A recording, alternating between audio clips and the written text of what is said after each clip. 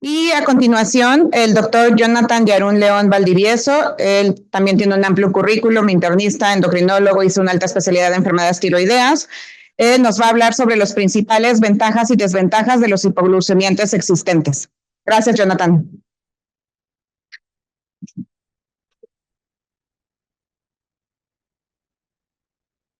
Buenos días a todos. Es un honor y un gusto estar aquí en sábado por la mañana, ¿verdad?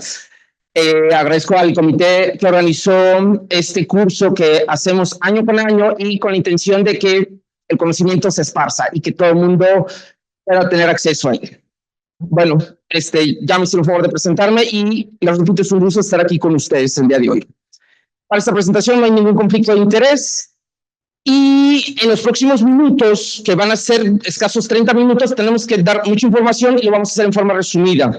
Entonces, la agenda trata de una breve introducción, la descripción de los grupos farmacológicos y básicamente el grueso del tratamiento saben que se debe o está indicado para diabetes tipo 2, porque diabetes tipo 1 es insulina más otros tipos de insulina.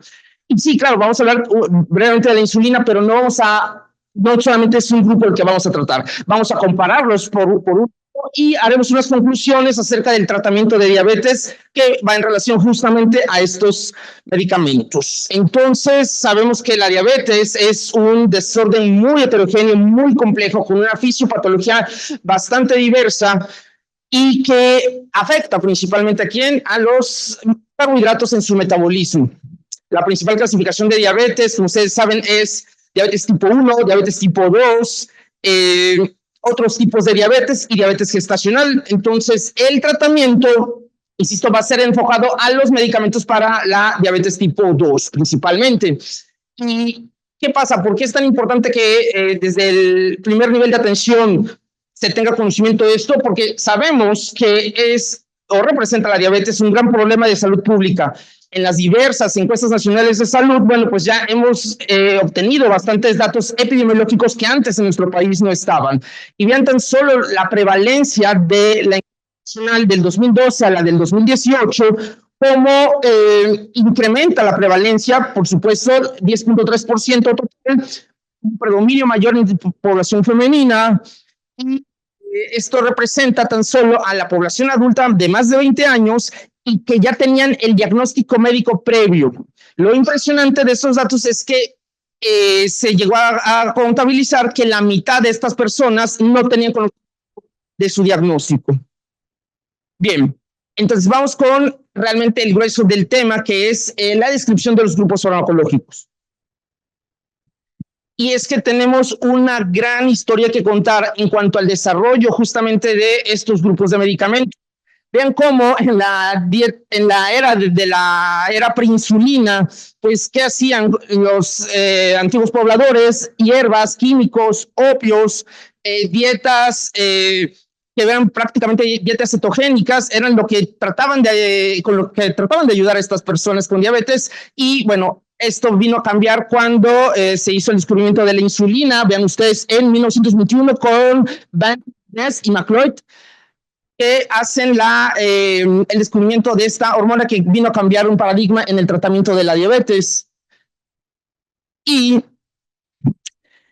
vean entonces, en la década de los 40 se empezaron con las insulinas humanas basales, NPH, que hasta la época actual pues la seguimos usando y en forma muy, muy importante.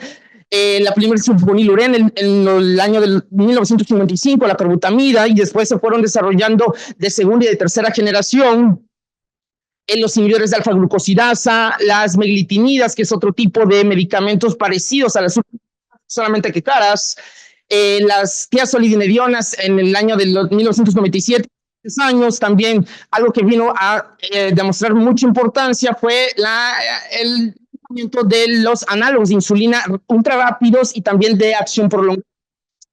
En la década de los 2000, 2006, vinieron a México las primeras incretinas, que la primera fue incretina, y ya tenemos varios de esos medicamentos. También otros medicamentos que son muy importantes en el tratamiento son los medicamentos que intervienen o que se relacionan con el efecto incretina, y me refiero a los análogos del receptor de GLP-1, que tenemos bastante conocimiento ya y bastante experiencia de introducción. Y por último, el último grupo farmacológico, los inhibidores de SGLT2, que pues también han venido a cambiar el tratamiento en... Entonces, vamos a hablar de los principales grupos farmacológicos que hoy día se siguen siendo parte fundamental del tratamiento. Vamos a excluir tratamientos previos que prácticamente quedaron en el olvido, como son la bromocriptina, el capilitide u otros medicamentos inhibidores del secuestro de ácidos biliares, porque realmente no son eficaces y tenían muchos efectos secundarios. Entonces, los grupos farmacológicos son los que ven en la tabla en su pantalla. Y bueno, el estándar de oro, ¿verdad? De los pacientes con diabetes tipo 2 y que además tienen sobrepeso o obesidad, no deja de ser la metformina. Entonces, es el representante clásico del grupo de las biguanidas. Su mecanismo de acción lo podemos hablar a nivel celular, pero en forma sencilla vamos a decir que disminuye la producción hepática de glucosa, sobre todo la producción nocturna, y esto permite en aquellos pacientes que inician el tratamiento que puedan tener una glucosa de ayuno más normal en relación a la ingesta previa. La eficacia terapéutica. Muchas personas pueden decir que la metformina es un medicamento muy antiguo, que hay miles de presentaciones genéricas y que para algunas personas no es importante, pero realmente la eficacia terapéutica de cada medicamento se mide por su poder para disminución de la hemoglobina glucosilada. Y en ese sentido, por ejemplo, la metformina es mucho más eficaz que algunos de los medicamentos de los grupos más recientes y que son mucho más caros estos grupos y menos eficaces, ¿de acuerdo?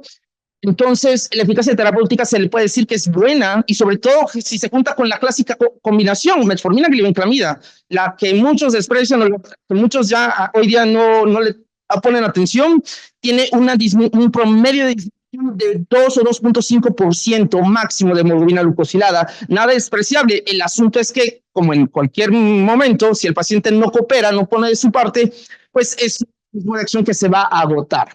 Riesgo de hipoglucemia neutro, aunque algunas personas refieren síntomas de hipoglucemia con la ingesta, sobre todo de las formulaciones de acción normal en relación a la ingesta de metformina. No hay suficiente evidencia para decir que el uso de metformina haya disminuido el riesgo cardiovascular y el costo, la verdad es que lo decíamos hace un momento, hay muchas presentaciones genéricas, incluso presentaciones de liberación prolongada que también son genéricas y que, bueno, a final de cuentas no tienen el mismo efecto, pero el costo es muy accesible.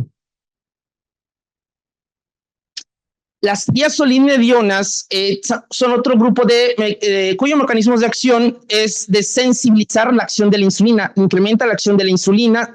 Digamos que estas diazolinedionas lo hacen a nivel periférico en grasa y músculo, a diferencia de metformina que, como comentamos, lo hace a nivel del hígado. Entonces, el único representante que legal y formalmente está en el mercado es pioglitazona, troglitazona por su antecedente de daño o falla hepática y rosiglitazona por su incremento de riesgo de muerte por insuficiencia cardíaca, fueron retiradas del mercado antes del 2010 y entonces pioglitazona es la única diazolinediona que podemos usar. El mecanismo de acción es a nivel intranuclear, ¿verdad? Su eficacia terapéutica puede ser comparada con la de metformina. El riesgo de hipoglucemia es neutro, la disminución de riesgo cardiovascular, bueno, aquí sí es el principal grupo que incrementa el riesgo de falla cardíaca en los pacientes, por lo cual no sería indicada pioglitazona en quienes tengan antecedente de falla cardíaca, un MIJA 3-4 más o menos, o por ejemplo en quienes tengan retención de líquidos y que esto pudiera descompensar una falla cardíaca previa, ellos no serían los indicados. Además, se ha asociado pioglitazona a incremento de la desmineralización ósea, por lo tanto también pacientes con osteopenia u osteoporosis pueden no ser los más indicados para este medicamento. El costo es bastante accesible. ¿Qué pasa justamente con las sulfonilureas? Hay de varias generaciones, desde la primera que se obtuvo, la tolbutamida, carbutamida también, glibenclamida o gliburide, que es el equivalente en Estados Unidos, y las de tercera generación, bueno, de acción prolongada, principalmente glimepirida. Estas sulfonilureas son, acuérdense ustedes, los secretagogos de insulina, producen el incremento directo en la secreción de la insulina por parte del páncreas. La interacción que hacen es con ese receptor que ven entre paréntesis. Eficacia terapéutica se puede comparar con la de metformina, sí, y les digo, la clásica combinación puede tener una disminución promedio de 2 hasta 2.5% de la hemoglobina glucosilada. En los estudios correspondientes a las sulfonilureas hay un posible incremento de riesgo cardiovascular. Por eso estas menciones que hacen los cardiólogos acerca de que el paciente que ya se infartó se le tiene que quitar la glibenclamida y se le tiene que iniciar insulina. El costo, bueno, no es para nada sorprendente, que también es muy accesible, y sabemos que, por ejemplo, aquí está la combinación clásica de que no nos puede faltar, metformina, glibenclamida, y también tiene buena eficacia, como les acabo de comentar. Los inhibidores de la alfa-glucosidasa, bueno, su mecanismo de acción es inhibición de la absorción intestinal de los carbohidratos complejos, ya que esta enzima, la alfa-glucosidasa, lo que hace es escindir la cadena de los carbohidratos complejos para volverlos carbohidratos simples, y en ese sentido se pueden absorber fácilmente. La eficacia terapéutica, por ejemplo, de acarbosa es baja. El promedio de disminución de hemoglobina glucosilada ronda alrededor de 0.5%. El riesgo de hipoglucemia es cierto, es neutro, pero es de difícil apego, ya que para que funcione realmente, por ejemplo, estos medicamentos tienen que aplicarse preprandial en cada alimento principal y tienen muchos efectos secundarios. Pueden quelar la acción de otros medicamentos, producir distensión abdominal, mucha incomodidad a nivel intestinal. No hay evidencia suficiente para decir que por lo menos disminuyera el riesgo cardiovascular, y el costo, vean ustedes, a pesar de lo poco eficaz, puede haber de los muy baratos hasta los muy caros. De los inhibidores de alfa-glucosidasa, el más famoso, pues la Carmosa. A continuación, tenemos a los inhibidores de la DPP4. La DPP4 es la dipeptidilpeptidasa tipo 4 y es una enzima de una gran familia de dipeptidilpeptidasas que lo que hacen es que incrementan la vida media de las incretinas endógenas. ¿Cuáles son las incretinas endógenas? Tenemos dos, recuerden ustedes, GLP-1, que es el péptido similar al glucagón tipo 1, y el GIP, que es péptido insulinotrófico gastrointestinal. Estas incretinas tienen que ver con el famoso efecto incretina, que es básicamente el incremento en la secreción pancreática de insulina en respuesta a una ingesta oral de glucosa, no a una ingesta o una aplicación intravenosa o por cualquier otra, solamente en relación a la ingesta oral. Y entonces, estos medicamentos lo que hacen es inhiben a esta dipeptidilpeptidasa, la DPP4, promoviendo que la vida media de estos medicamentos, de estas incretinas, de estas hormonas, sean más prolongada. La eficacia terapéutica, a pesar del precio tan alto que tienen esos medicamentos, el promedio de hemoglobina glucosilada que disminuyen es de 0.5, 0.6%, algunos máximo 0.8%, por lo cual, por ejemplo, piensen en el perfil de paciente que sería útil un medicamento que no disminuye tanto hemoglobina glucosilada, que no tiene riesgo de hipoglucemia, eso es algo muy... y que, por ejemplo, tal vez un paciente de la tercera edad en el cual no queremos que tenga hipoglucemia, pero que tampoco está muy descontrolado y que tiene una hemoglobina glucosilada de 8%, es posible que podamos llevarlo a una meta casi segura. No hay disminución de riesgo cardiovascular con estos medicamentos y el costo puede ser desde los muy baratos, ahora que sitagliptina es que ya no hay patente, y puede ser de los más caros con cualquiera de los otros componentes del grupo, con vildagliptina, alogliptina o linagliptina. La linagliptina, la vía de eliminación, recuérdenlo, para pacientes nefrópatas, linagliptina no se ajusta y entonces es un gran apoyo en el tratamiento de la diabetes en estos pacientes.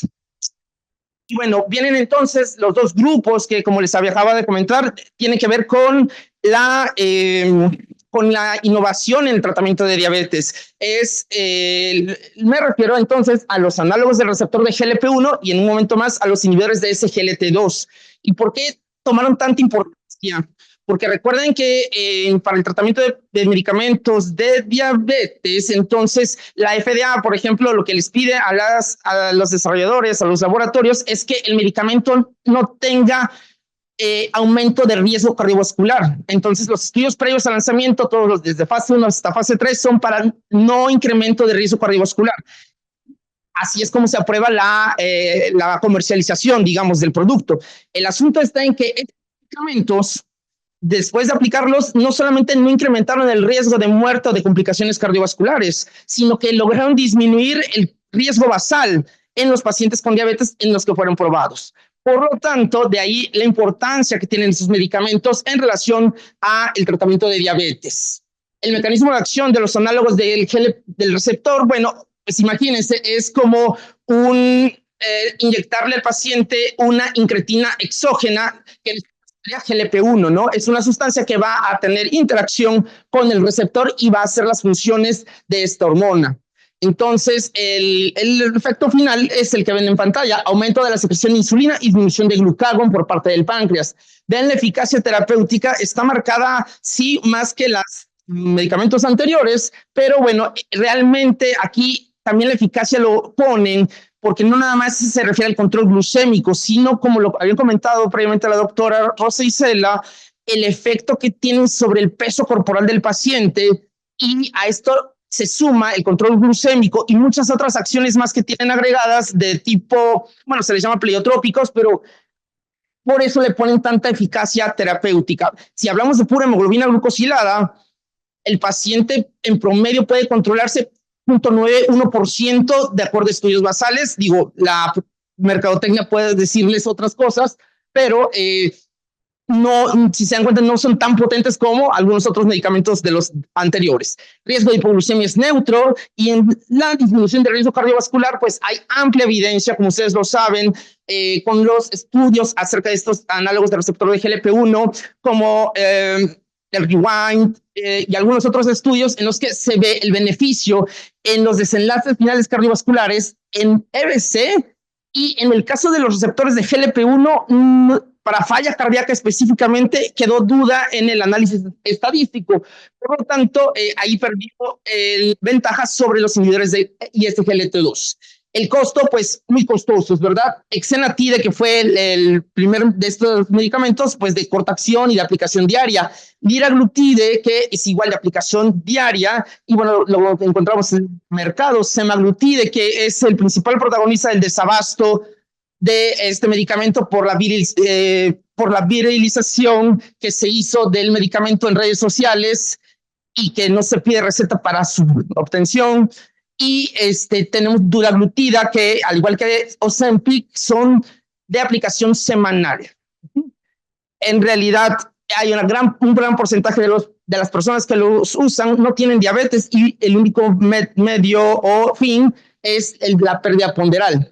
Los inhibidores de ISGLT2 son dapagliflozina, EMPA y canagliflozina, y estos lo que promueven es la disminución de la reabsorción de glucosa en el túbulo proximal. Esto es por la inhibición de este receptor y el SGLT2 en contratransporte con el sodio.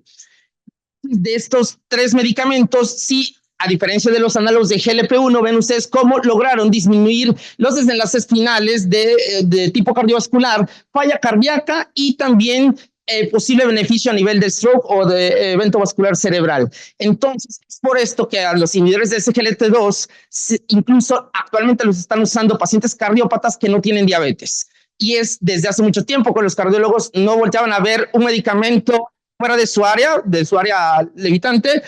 Entonces, realmente ahora son los que más prescriben dapagliflozina, por ejemplo, ¿no? Y vaya, riesgo de hipoglucemia neutro, eficacia terapéutica, incluso la marcan un poco más baja que los análogos de GLP-1, pero bueno, a final de cuentas, ¿qué hacen las guías actualmente? Recuerden, las guías actualmente nos dicen, antes de ver hemoglobina glucosilada, ver si el paciente tiene alto riesgo cardiovascular, factores de riesgo para este tipo de enfermedad, y si los tienen positivos, dicen, escoge o bien un inhibidor de SGLT2 o bien un análogo de GLP-1. El gran problema con esta decisión, pues ya lo saben cuál es: el precio. Y todavía abajo dicen en las guías americanas, sobre todo, si con el primero de tus medicamentos que decidiste no controlas al paciente, agrégale el otro, total, no se contraponen. Aquí en México es prácticamente imposible, por lo menos en el sector privado. La insulina, como sabemos, es el más potente de los medicamentos para el tratamiento de diabetes. Si hablamos de eficacia para disminuir hemoglobina glucosilada, se puede hablar de una estimación de disminución 3.5% de hemoglobina glucosilada. Tenemos basales como las de origen humano, como el NPH, y los análogos de insulina de acción prolongada, glargina, detemir o de Gludet.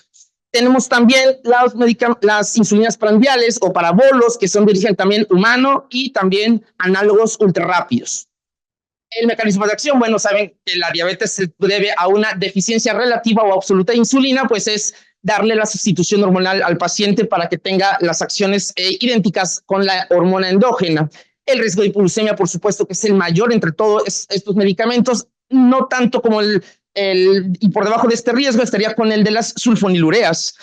La disminución de riesgo cardiovascular no queda claro, no es algo contundente, pero por eso también dicen los cardiólogos que cuando el paciente se infarta, entonces tienen que usar insulina si es que están usando una sulfonilurea.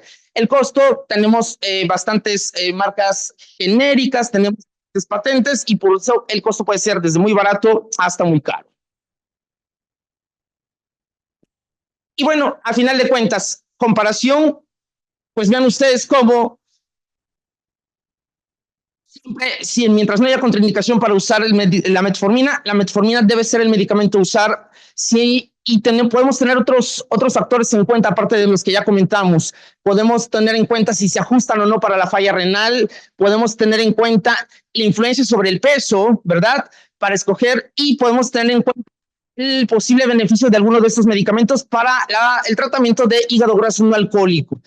Por lo tanto, todos esos factores son los que se deben de tomar en cuenta, los de la primera columna, para decidir cuál es el mejor tratamiento para su paciente. No es que la insulina, por disminuir más la hemoglobina glucosilada, no se la van a dar a todos. Hay indicaciones precisas y hay quienes se van a controlar únicamente con metformina y hay quienes se van a controlar con tratamiento de tres fármacos, por ejemplo.